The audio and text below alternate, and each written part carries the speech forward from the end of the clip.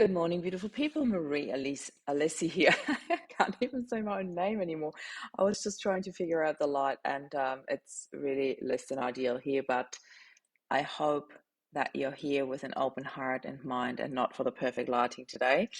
I still haven't moved my office back downstairs since my mom left, so I'm just sitting here in our living room because it's a lot warmer. I want to talk to you about guilt today. This is a topic that has come up so frequently over the entire time since I've been working in this field of healing grief. And it seems that guilt is the one thing, the one stumbling block that holds a lot of people stuck in a loop that I call what ifs.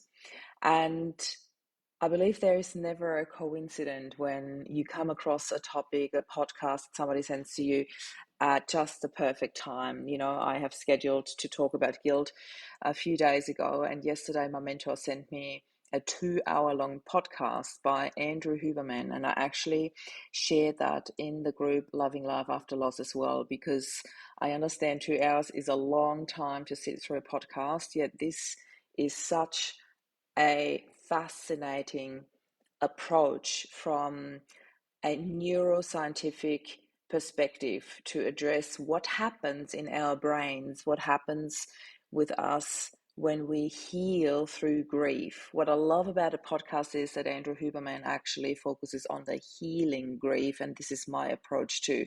This is exactly what we do here in Loving Life After Loss. We want to love life, we want to heal grief, and here I'm coming back to the choices that you do have. We have a choice to make. Healing is a choice. Happiness is a choice. Everything we do in life is a choice. And I also want to remind you that not choosing anything is a choice too. I know it sounds paradox, but it actually um, gives you the understanding when you really allow this in, that when you, for example, you don't decide that you get out of bed in the morning and you just feel like you can't make any decision. Not getting out of bed is a decision as well. Not making a decision to get out of bed is already a decision that you are staying in bed. This is a super simple example. I literally want to come back to the topic of grief, of guilt in grief now, though, because this is exactly what I want to share with you here. Guilt, and I love that Andrew Huberman actually picked it up so nicely yesterday, that he said it comes from all the scenarios that we play in our heads about the what if. What if I had taken a different route on the way home? What if I had just made this one phone call? What if I came home a little bit earlier? Or what if I jumped on the train later? What if I could have said this or that to him or her?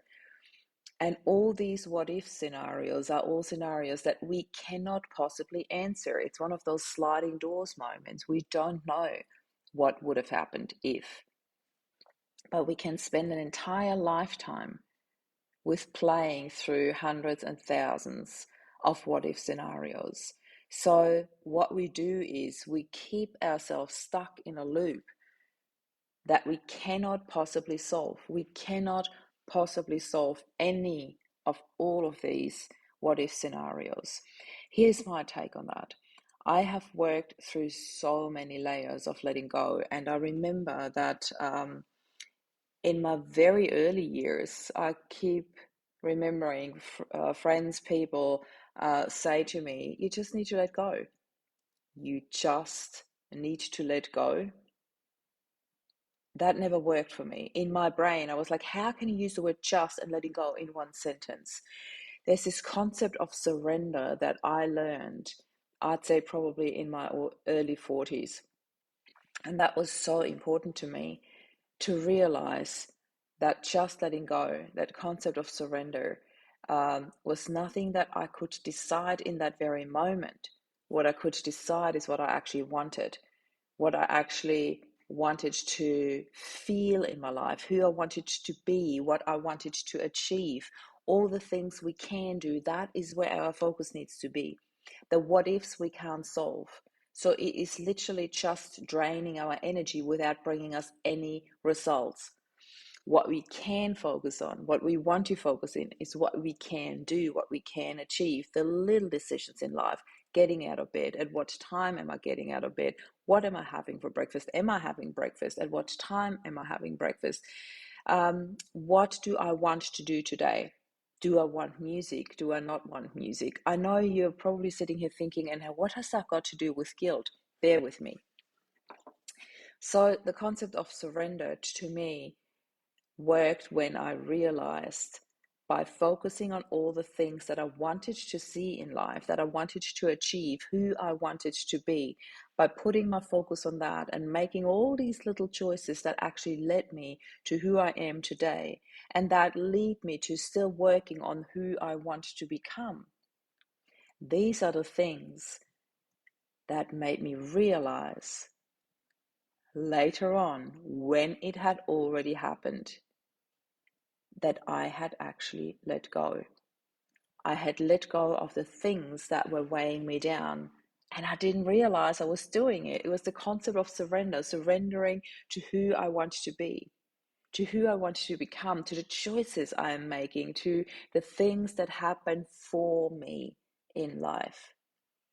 These are the things that really made me let go of the things that were weighing me down without me realizing, until it happened, until it was already way past that stage, until I realized that I was free, free from the things that were weighing me down, free from the thoughts that had held me captive. So when it comes to the what if scenarios, they are not helping you. And rather than me telling you, just let go of them, I understand that that doesn't work like that. It would be so easy to just tell everyone, just stop it. It doesn't work like that. So I'm telling you to focus on the things that you can change in your life right now. What is it that you can do with your life to honor your loved ones? This is where legacy happens. This is where you can create a love legacy for the person who has left before you, by honoring who they are and who they are in your life, by honoring the happiness they have brought into your life, everything that they have done for you, with you, by honoring that, by celebrating that, by making decisions of how can I continue that? How can I honor my life? Life is the biggest gift we have. If you wouldn't truly believe that deep within you, you wouldn't even be grieving. If you don't think life is a gift, you wouldn't be grieving.